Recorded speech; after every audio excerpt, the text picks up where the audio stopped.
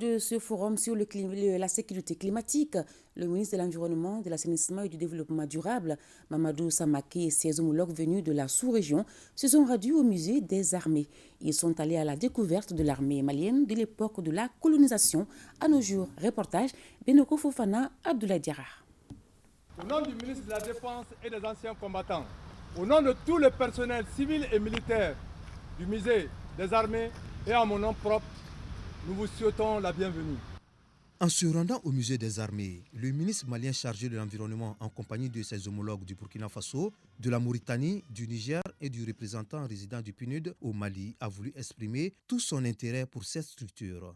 Nous avons décidé naturellement de visiter le musée des armées parce qu'une des thématiques du forum, c'est la sécurité et qui parle de sécurité parle forcément des forces armées et de sécurité. Donc c'est l'occasion pour moi aussi de remercier et de féliciter le ministre de la Défense qui a fait un très bon travail au niveau du musée des armées ici.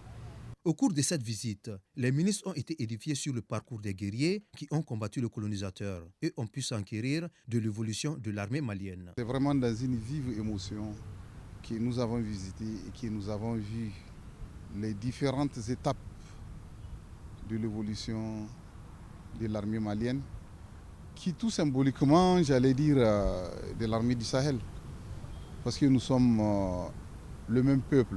Ce qu'on a vu ici est un enseignement fondamental.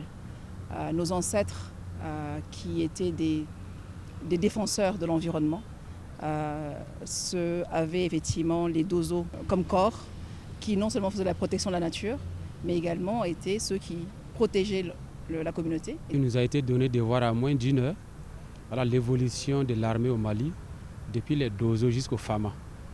Donc nous avons apprécié la contribution à chaque étape. Actuellement en 2023, nos armées ont les mêmes rôles, la sécurité, la protection et la question de la santé.